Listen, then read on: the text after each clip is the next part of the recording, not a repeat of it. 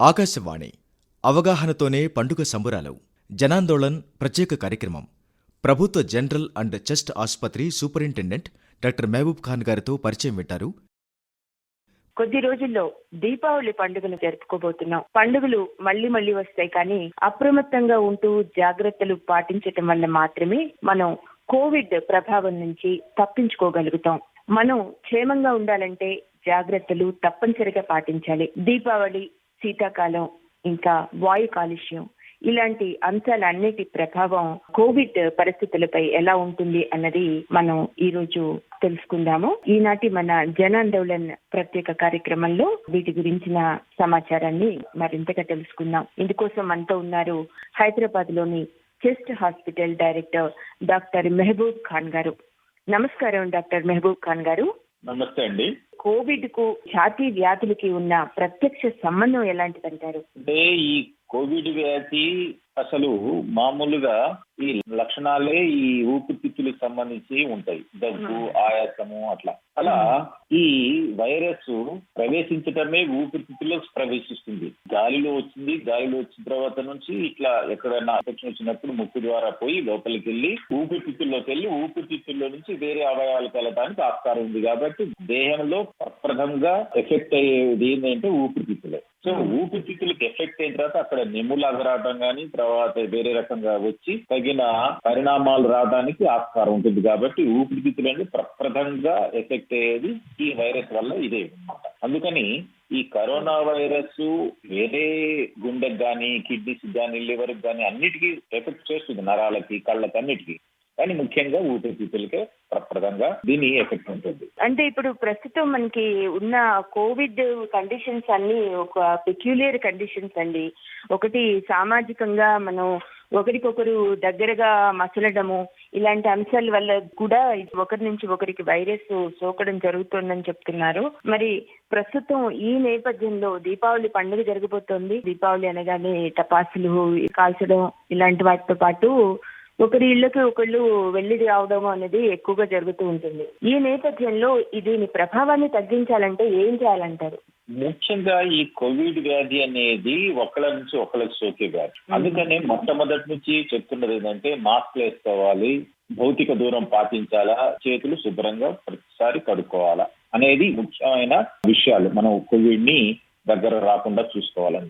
అందుకని ఏంటంటే చాలా వరకు కాంగ్రిగేషన్స్ అంటే జన సమూహాలుగా ఉండవలసిన పరిస్థితుల్ని మనం అవాయిడ్ చేశాం చాలా వరకు. ఇప్పుడు చాలా కాలం మీరు ఉండలేదు కాబట్టి లాక్డౌన్ ఎత్తేసినా కూడా ఈ ఏవైతే మాస్కులు పెట్టుకోవాలా, భౌతిక దూరాలు పాటించాలన్నా ఇవన్నీ పాటించాల్సిందే.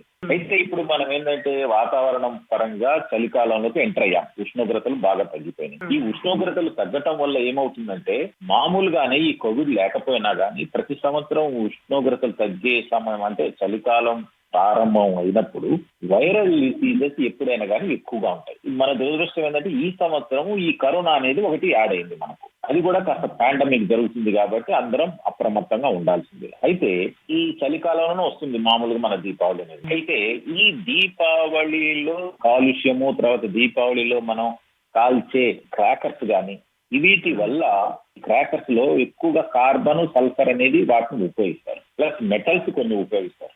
ఇవన్నీ కాల్చటం వల్ల ఏమవుతుందంటే carbon dioxide, carbon monoxide, sulphur dioxide, తర్వాత పొటాషియము, తర్వాత ఐరన్, అల్యూమినియము, సోడియము, మెగ్నీషియం అనేది ఇలాంటివన్నీ బయటకు వచ్చేస్తాయి అన్నమాట. అంటే వాతావరణంలో కలుషితం అయింది. ఈ కలుషితమైనప్పుడు ఏమవుతుందంటే ఇవి ఊపిరితిత్తుల మీద చాలా ప్రభావం ఉంటుంది. అంటే వాతావరణం గాలి తీసుకునేది ఊపిరితిత్తుల్లోకే కదా. సో ఇవన్నీ ఏమవుతుందంటే ఊపిరితిత్తుల్లోకి వెళ్ళిపోయి ఆల్రెడీ ఊపిరితిత్తుల్లో జబ్బులతో బాధపడేవాళ్ళు, ప్రత్యేకించి ఎవరికన్నా అస్తమా గానీ, సిఓపిడి గానీ, ఎలర్జీ గానీ ఉన్నట్లయితే వీళ్ళు ఎక్కువగా మళ్ళీ అంటే ప్రమాదకర పరిస్థితులకు వెళ్ళడానికి ఆస్కారం ఉంటుంది. అయితే ఈ దీపావళి, ఈ చలికాలం వల్ల దీపావళిలో కాల్చే క్రాకర్స్ వల్ల డైరెక్ట్ గా కరోనా వైరస్ మీద ఎఫెక్ట్ ఏమీ ఉండదండి. అంటే దీపావళిలో ఈ కాల్చటం వల్ల కరోనా వైరస్ ఎక్కువ అవుతుంది అని అనవమే. ఈ వాతావరణ కాలుష్యం వల్ల ఈ ఊపిరితిత్తుల జబ్బులతో బాధపడే వాళ్ళు ఒకవేళ కోవిడ్ బాధన పడితే వీళ్ళకు మరణాల శాతం ఎక్కువగా రావడానికి ఆస్కారం ఉంటుంది. అది ఎక్కువగా అన్నమాట. మామూలుగానే ఇలాంటి పేషెంట్లు కాస్త ఈ చలికాలంలో కొద్దిగా ఇబ్బందికరమైన పరిస్థితి వస్తుంది, కరోనా లేకపోయినా కూడా. కానీ ఈ కరోనా ఒకవేళ ఇలాంటి వాళ్ళకి వచ్చింది అనుకోండి, కొద్దిగా ఇబ్బందికర పరిస్థితి కోలుకోవడానికి కాస్త కష్టంగా ఉంటుంది. అందుకని మరణాల శాతం పెరగడానికి ఆస్కారం ఉంటుంది. కాబట్టి మేము ఏం చేస్తామంటే వీళ్ళని కొద్దిగా ఈ వ్యాధితో ఉన్న వాళ్ళు కానీ, ఎవరికైనా ఎలర్జిక్ కాంపోనెంట్ అంటే ఎలర్జీ, ఎప్పుడైనా నాకు ఎలర్జీ రావడానికి ఆస్కారం ఉందని చెప్తా ఉంటారు, అలాంటి వాళ్ళు కాస్త వీటిని దూరంగా పెట్టుకోవడం మంచిది, ప్రత్యేకించి ఈ సంవత్సరం వరకు. ఇప్పుడు కోవిడ్ ఆల్రెడీ సోకి కొన్ని లక్షణాలు లేని వాళ్ళు ఉన్న వాళ్ళకి ఈ కాలుష్యం పెరగడం వల్ల వాళ్ళు కోలుకునేందుకు అవకాశాలు తక్కువగా ఉంటాయి అని. వీళ్ళలో ఏమవుతుందంటే ఆల్రెడీ ఊపిరితిత్తులు చాలా వరకు కొద్దిగా డ్యామేజ్ ఉంటుంది. ఒకవేళ కోవిడ్ వల్ల వచ్చే న్యూమోనియా వచ్చినట్లయితే వీళ్ళలో ప్రమాదకర పరిస్థితులకు వెళ్ళడానికి 15-20% ఎక్కువ ఉంటుంది. అదే కోవిడ్ లేకుంటే ఈ 15-20% కొద్దిగా తక్కువ ఉంటుంది, ప్లస్ రికవరీ రేట్ ఎక్కువ ఉంటుంది. 15-20% అంటే కాస్త ఎక్కువే. ఒకవేళ కోవిడ్ సోకిన నేపథ్యం ఉంటే ఎలాంటి చర్యలు తీసుకోవాలి వీళ్ళు?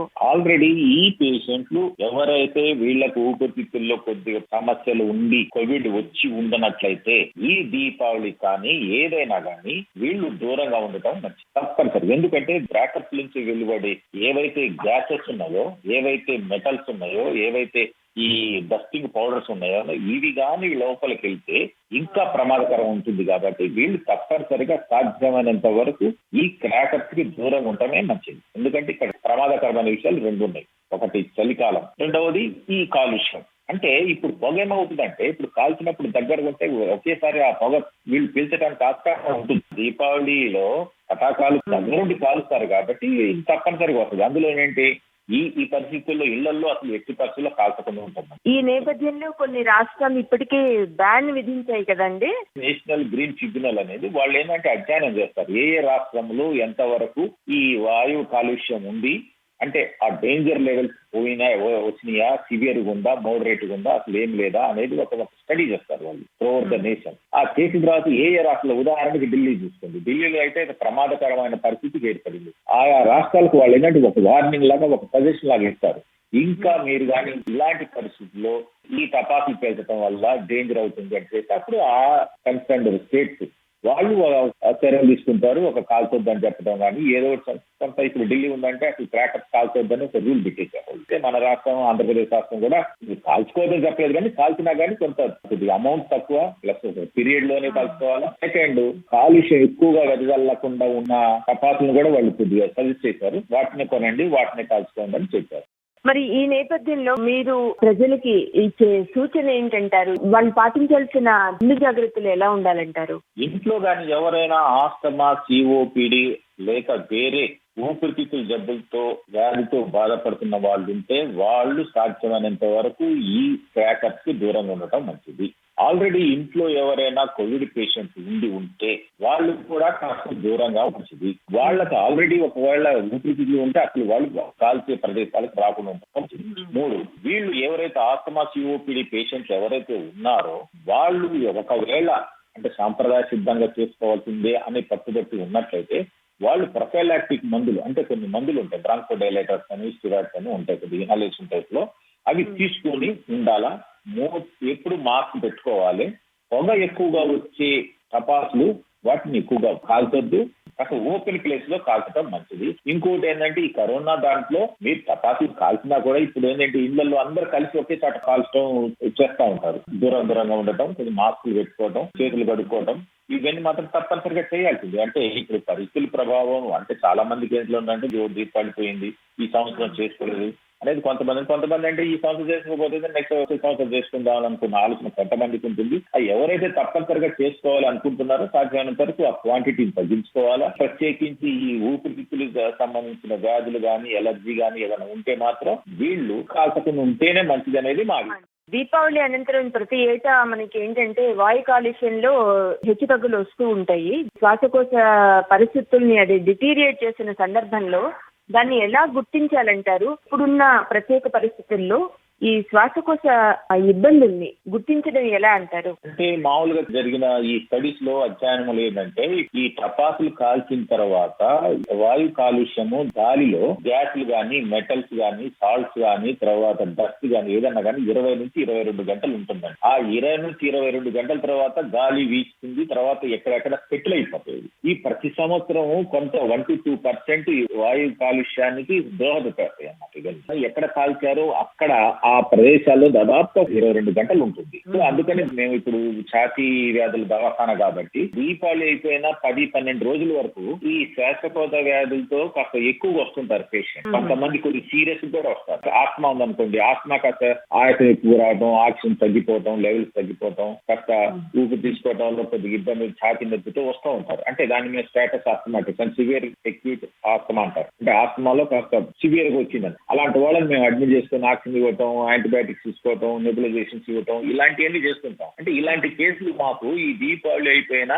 ఒక 10-12 రోజుల వరకు వస్తూనే ఉంటారు. ఇంతకు ముందు బాగుండి కూడా ఈ దీపావళి కాల్చిన తర్వాత కూడా వస్తారంట. దీపావళి రోజు మేము టపాకాయలు కాల్చామండి, కాస్త ఇబ్బందిగా ఉంది, కాస్త ఊపిరి తీసుకోవటం అన్నప్పుడు మేము పరీక్షలు చేసి వాళ్ళ కొంత ఎలర్జీకి ఆల్రెడీ ఉంది కాబట్టి ఇలాంటివి వస్తుంటాయి. అంటే ఒక మామూలుగా ఉన్న వాళ్ళు కూడా వాళ్ళకు కూడా కొద్దిగా సమస్యలు రావచ్చు, ఊపిరి పీల్చుకోవటంలో సమస్య రావచ్చు.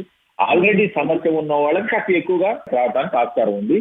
మేము ప్రతి సంవత్సరం చూస్తూనే ఉంటాం. ఇట్లా ఈ 10-15 రోజుల వరకు వీళ్ళు వస్తానే ఉంటారన్నమాట. తర్వాత మళ్ళీ తగ్గిపోతాం. ఎందుకంటే ఇక కానీ ఆ కాలుష్యము వాతావరణ కాలుష్యానికి ఈ మందులు కొంత దోహదపడతానేది నిజం. అయితే ఇప్పుడు ఏదైనా అనుకోని సంఘటన జరిగినప్పుడు, ఎవరైనా ఈ సమస్యలకి గురవుతున్నప్పుడు తక్షణం వాళ్ళు తీసుకోవాల్సిన ఉపశమనం ఎలా ఉండాలంటారు? అలాగే ఎప్పుడు వాళ్ళు వైద్యుల్ని సంప్రదించాలంటారు? ఇంకొక సమస్య వచ్చిందండి. వీళ్ళు ఏంటంటే మాస్క్ వేసుకొని కాల్చండి అంటున్నాము. మామూలుగా మాస్క్ వేసుకుంటేనే మామూలు మనుషులకే కొద్దిగా ఆయాసం రావడానికి ఆస్కారం ఉంటుంది. అందులోనే ఆల్రెడీ ఆయాసం జబ్బుతో, తర్వాత సిఓపిడి జబ్బుతో బాధపడే వాళ్ళు మాస్క్ వేసుకుంటే ఆయాసం ఇంకో కొద్దిగా ఎక్కువ రావడానికి ఆస్కారం ఉంటుంది. తర్వాత ఈ గాలి ఒకవేళ మాస్క్ లేకుండా వీళ్ళు ఏమన్నా గాలి పీస్తే ఎక్కువ వస్తే వీళ్ళు ఎక్కువ ఏంటంటే ఆయాసం ఎక్కువైపోతుంది, నడవటం కష్టం అవుతుంది, కొద్దిగా కళ్ళు తిరుగుతాయి. కొద్దిగా ఆయాసం వచ్చిన తర్వాత కొద్దిగా సింకోపులేట్ లాగా కొద్దిగా గిడినెస్ అంటే కళ్ళు తిరగటం అలాంటివి ఉండి కింద పడిపోవటం కూడా చేస్తారు. అంటే ముఖ్యమైన లక్షణం ఏంటంటే ఆయాసం. అంటే గాలి తీసుకోవటం చాలా కష్టంగా ఉంటుంది. అలాంటి పరిస్థితుల్లో వెంటనే వాళ్ళ దగ్గర ఉన్న మందులు ఏదైతే ఇన్హేలర్స్ ఉన్నాయో ఆ ఇన్హేలర్స్ ని తప్పనిసరిగా తీసుకోవాలి. తీసుకొని వెంటనే వైద్యుని సంప్రదించాలి. ఆ ఎములు తగ్గిపోద్దులే అని అనుకోవద్దు. వాళ్ళ దగ్గర ఏంటంటే ఆల్రెడీ ఆస్తమా పేషెంట్ కానీ, సిఓ పేషెంట్ వాళ్ళ దగ్గర ఇన్హేలర్స్ ఉంటాయి, మందులు ఉంటాయి. ఆ మందు తప్పనిసరిగా తీసుకోవాలి. తీసుకొని ఒక 10-10 నిమిషాలు అబ్జర్వ్ చేయాలి. యూజువల్ గా తగ్గిపోతుంది. తగ్గకపోతే వెంటనే వైద్యుల్ని సంప్రదించాలి. మొట్టమొదటి లక్షణం ఏంటంటే గాలి తీసుకోవటం కష్టంగా ఉంటుంది. ఆ కష్టంగా ఉన్నది పెరుగుతూ ఉంటుంది. 2 నిమిషాలు, 3 నిమిషాలు, 5 నిమిషాలకు అట్లా ఆ సివియారిటీ పెరుగుతూ ఉంటుంది. అప్పుడు అప్రమత్తం కావాలా, వాళ్ళ దగ్గర ఉన్న మందులు తీసుకోవాలా, వెంటనే దగ్గరలో ఉన్న వైద్యుల్ని సంప్రదించాలి. సాధారణ ప్రజలు ఆస్మా కండిషన్స్ ఉన్నా లేకున్నా కూడా అసలు ఈ టపాసులు కాల్చడము అలాంటి అంశాలలో మాస్క్ వేసుకుని వీళ్ళు ఇలాంటి పనులు చేయొచ్చు అంటారా? మాస్క్ లేకుండా చేయాలంటారా? What is the right method అంటారు? మామూలు ఉన్న వాళ్ళు మాస్క్ వేసుకొని చేసుకోవటమే మంచిది. చాలా వరకు ఈ పొల్యూషన్ తో, ఈ టపాస్ తో వచ్చే గ్యాసెస్ ఏమైతే carbon dioxide, sulphur dioxide, nitric oxide ఈ ఏమైతే ఉన్నాయో ఇవి లోపల పోవడానికి మాస్క్ వేసుకోవడం వల్ల కరోనాని కొద్దిగా చేసుకోవచ్చు. మామూలుగా ఈ గ్యాస్ కూడా మనం సాధ్యమైనంత వరకు ఊపిరితిత్తులు వెళ్లకుండా మనం నివారించుకోవచ్చు. అందుకని మాస్క్ వేసుకోవటమే మామూలు మనిషికి మాస్క్ వేసుకోవడం మంచిది. ఇందులో అనుమానమే లేదు. దీపావళి అనగానే ఒక కామన్ అభిప్రాయం ఉంటుంది, ఈ క్రాకర్స్ కాల్చడం వల్ల క్రిములు, కీటకాలు, దోమలు, ఈగలు ఇలాంటి చిన్న చిన్న కీటకాలు ఇవన్నీ చనిపోతాయి కాబట్టి మనకి శీతాకాలం ముందు ఈ దీపావళికి క్రాకర్స్ కాల్చడం అవసరమని చాలా మంది భావిస్తూ ఉంటారు. ఇది సరైన ఆలోచన అంటారా, లేకపోతే దాని ప్రభావం ఏమీ ఉండదంటారా? ఏదో పురాతన కాలంలో అలాంటి ఇప్పుడు దోమలకు నిరోధించడానికి మున్సిపాలిటీలు వచ్చి ఫాగింగ్ చేస్తా ఉంటారు. ఇవి దీపావళి ఒక రోజు కాల్చినందువల్ల క్రిములు, కీటకాలన్నీ నాశనం అయిపోయి అలాంటప్పుడు మీరు అనుకున్నట్లయితే సంవత్సరం పొడుగునా ఇంకా ఎవరు జబ్బులు రాకుండా ఉండాలి. అలా ఏం లేదు. అది ఓల్డ్ కాన్సెప్ట్. క్రాకర్స్ కాల్చినందువల్ల క్రిములు కీటకాలు చనిపోతాయి అని కాదు, వాటికన్నా ఎక్కువగా మానవుల మీదనే ప్రభావం ఎక్కువ ఉంటుంది. ఈ కోవిడ్ నేపథ్యంలో శ్వాస వ్యవస్థ మీద పొగ తాగడము, మద్యం సేవించడం, ఇది సేవించే వారి మీద కోవిడ్ ప్రభావం ఎక్కువ ఉంటుంది అని కొన్ని అధ్యయనాలు చెప్తున్నాయి. వాటిలో వాస్తవం ఎంత ఉందంటారు? మీ అనుభవం ద్వారా మీ అభిప్రాయం ఏంటి? ఈ కోవిడ్ వచ్చిన తర్వాత మాకు వచ్చిన పేషెంట్లు ఎక్కువ శాతము ఈ షుగరు, బీపీ, స్మోక్ చేయటం, తర్వాత ఆల్కహాల్, ఎవరైతే వీళ్ళకి ఎక్కువ ఉన్నాయో వాళ్ళలో కాస్త ఎక్కువగానే ఉంది. వాళ్ళలో మరణాల శాతం కూడా వీళ్ళలో ఎక్కువ తప్పనిసరిగా. అంటే స్మోకింగ్ పెద్ద ఎఫెక్ట్ లేదు కంటే స్మోకింగ్ వల్ల ఊపిరితిత్తులు చెడిపోతాయి. ఆ చెడిపోయిన కారణం అంటే స్మోకింగ్ వల్ల కావచ్చు, వేరే జబ్బుల వల్ల కావచ్చు, ఊపిరితిత్తులు బాగున్నాయా లేకపోతే చెడిపోయి ఉన్నాయా అనేదే ముఖ్యాంశం. ఆ చెడిపోవడానికి కారణాలు చాలా ఉంటాయి. ఉదాహరణకి ఇప్పుడు ఆక్యుపేషన్ అంటే కొంతమంది సిమెంట్ వర్క్, కొంతమంది క్వారీస్ లో పనిచేస్తారు, కొంతమంది పొగ డస్ట్ ఏరియాలో పనిచేస్తుంటారు, పొగ తాగుతారు. ఇలాంటి వాళ్ళు కొంచెం ఇంతకుముందు టీబీ జబ్బు వచ్చి కొద్దిగా ఊపిరితిత్తులు చెడిపోవటము, తర్వాత ఇంకా వేరే క్యాన్సర్ జబ్బు రావడం కానీ, వేరే ఇంకా ఆస్తమా, COPD, ఇట్లా ఊపిరితిత్తులు మామూలుగా ఉన్నాయా చెడిపోయి ఉన్నాయా ఆల్రెడీ అనే దాని మీద కూడా వీళ్ళ రిజల్ట్స్ ఆధారపడి ఉంటాయి. ఈ కోవిడ్, దీపావళి నేపథ్యము, వాయు కాలుష్యము, ఇట్లాంటి అన్ని అంశాలలో ముఖ్యంగా ముందు క్షేమంగా ఉంటూనే పండుగను ఉత్సాహంగా జరుపుకోవాల్సిన అవసరం కనిపిస్తోంది. ఒక వైద్యునిగా మీరు ఈ విషయం మీద ప్రజలకు ఇచ్చే సందేశం ఏంటంటారు? ఆచార వ్యవహారాలు పాటించాల్సిన అవసరం వచ్చినప్పుడు తప్పనిసరిగా పాటించుకోవచ్చు. పాటించుకొని తగిన జాగ్రత్తలు తీసుకొని జరుపుకుంటే మంచి రిజల్ట్స్ వస్తాయి. అయితే ఈ ఊపిరితిత్తులు జబ్బున్న వాళ్ళు సాధ్యమైనంత వరకు కాస్త దూరంగా ఉండాలా. అందరూ మాస్క్ వేసుకోవాలి. కొద్దిగా ఈ శబ్దం వచ్చేవి, పొగ ఎక్కువ వచ్చే టపాసులు పేల్చకుండా ఉంటాం మంచిది. ఆల్రెడీ ఊపిరితిత్తులు జబ్బుతో బాధపడుతున్న వాళ్ళు, చేకించి ఆస్తమా కానీ, COPD వాళ్ళు కానీ, వాళ్ళు ఈ ఎమర్జెన్సీ మందులు ఏమైతే ఉన్నాయో వాళ్ళు దగ్గర పెట్టుకోవాలా, లేకపోతే తెచ్చుకోవాలి. వాళ్ళు కానీ ఈ దీపావళి టపాసులు కాల్చిన తర్వాత వెంటనే వాళ్ళకి ఏమైనా ఊపిరి తీసుకోవడంలో కష్టంగా ఉంటే ఈ మందులు వాడుకోవాలి. తగ్గకపోతే వెంటనే దగ్గరలో ఉన్న వైద్యుని సంప్రదించాలి. ఎందుకంటే ఇప్పుడు వాళ్ళు ప్రొటెక్ట్ చేసుకోవాలి. మనం ఈ వాయు కాలుష్యానికి మనం కారణం కాకుండా మనం కూడా బాధ్యత వహించాలి. అలా అందరి గురించి ఆలోచించుకొని దానికి తగ్గట్టునే మన సాంప్రదాయ సిద్ధంగా మనం పండుగ జరుపుకుంటే బాగుంటుంది. రాష్ట్ర ప్రజలందరికీ దీపావళి శుభాకాంక్షలు అండి. అందరూ సుఖంగా ఉండాలనుకుంటున్నాము. అదృష్టవశాత్తు మనకు కూడా తొందరలోనే మనకు వ్యాక్సిన్ వస్తుంది, మన కేసులు కూడా తగ్గిపోతున్నాయి. కాకపోతే సెకండ్ వేవ్ గురించి మేము కొద్దిగా ఎక్కువగా అప్రమత్తం అవుతున్నాము. వచ్చినా కూడా దాన్ని అరికట్టడానికి, దాన్ని ఎదుర్కోవడానికి అన్ని రకాలుగా సన్నిద్ధంగా ఉన్నాము. ఈ పండుగ సంబరాలు అనేవి మళ్ళీ మనకి సెకండ్ వేవ్ ని ఉధృతం చేసేదిగా ఉండకూడదు అని చెప్తున్నారు. అనేది మా ఉద్దేశం. ఎందుకంటే కొన్ని రాష్ట్రాలలో కొన్ని పండుగలు జరుపుకున్న తర్వాతనే కేసులు ఎక్కువైపోయినాయి. సో అలా రాకుండా ఉండాలి అనేదే మేము ఉంటాం. ఒకవేళ వచ్చినా కూడా వాటిని సమర్థంగా ఎదుర్కోవడానికి అన్ని రకాలుగా సంసిద్ధంగా ఉన్నాం. ధన్యవాదాలు డాక్టర్ గారు. దీపావళిని సాంప్రదాయ సిద్ధంగానే జరుపుకుంటూనే కోవిడ్ వ్యాప్తికి దోహదం చేయకుండా అన్ని జాగ్రత్తల్ని ముందస్తుగా పాటిస్తూ, ఒకవేళ అవసరమైన పక్షంలో ఈ ఆస్మా లేదా ఇతర శ్వాసకోశ సమస్యల్ని ఎదుర్కొంటున్న వారు వినియోగించే మందుల్ని దగ్గర పెట్టుకుని అవసరమైన పక్షంలో వెంటనే వైద్యుల్ని సంప్రదించాలని చెప్తున్నారు. అలాగే మాస్క్ తప్పనిసరిగా ధరించి మాత్రమే టపాసులను కూడా కాల్చాలని చెప్పారు. ధన్యవాదాలు సార్. దీపావళి శుభాకాంక్షలు. Thank you sir. అవగాహనతోనే పండుగ సంబరాలు జనాందోళన్ ప్రత్యేక కార్యక్రమం. ఇందులో ప్రభుత్వ జనరల్ అండ్ చెస్ట్ ఆసుపత్రి సూపరింటెండెంట్ డాక్టర్ మహబూబ్ ఖాన్ గారితో పరిచయం విన్నారు. పరిచయకర్త శ్రీమతి MS లక్ష్మి, సహకారం శ్రీ భిక్షా కేతావత్. ఈ కార్యక్రమం ఆకాశవాణి హైదరాబాద్ కేంద్రం ప్రాంతీయ వార్తా విభాగ సమర్పణ.